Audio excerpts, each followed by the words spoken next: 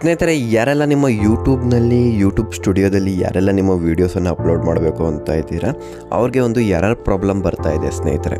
ಅದು ಸ್ನೇಹಿತರೆ ಯಾವ ರೀತಿಯಪ್ಪ ಅಂದರೆ, ನೋಡಿ, ನೀವು ಆ್ಯಸ್ ಯೂಶುವಲ್ ಈ ರೀತಿ YT ಸ್ಟುಡಿಯೋ ಅಂತ ಬಂದು ಇಲ್ಲಿ ನೀವು ಏನು ಟ್ಯಾಪ್ ಮಾಡ್ತಾ ಇದ್ದೀರಿ, ಓಕೆನಾ. ಇಲ್ಲಿ ಟ್ಯಾಪ್ ಮಾಡೋದ್ರಿಂದ ಏನು ಬರ್ತಾ ಇದೆಯಪ್ಪ ಅಂದರೆ, ಈ ರೀತಿ ಓಪನ್ ಆಗುತ್ತೆ. ನೆಕ್ಸ್ಟ್ ವೆಬ್ಸೈಟ್ಗೆ ಹೋದ್ಮೇಲೆ ಪ್ರೊಸೆಸಿಂಗ್ ಪ್ಲೀಸ್ ವೆಯ್ಟ್ ಅಂತ ಬರ್ತಾ ಇದೆ ಸ್ನೇಹಿತರೆ.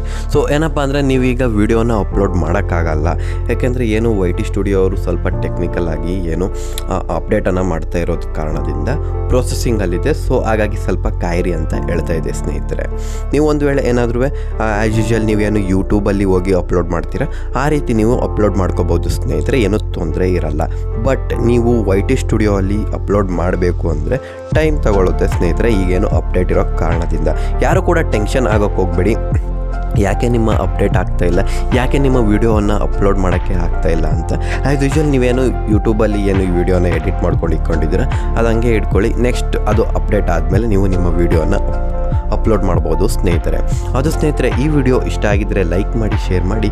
ಮತ್ತೊಂದು ವಿಡಿಯೋದೊಂದಿಗೆ ಸಿಗೋಣ. ಧನ್ಯವಾದಗಳು.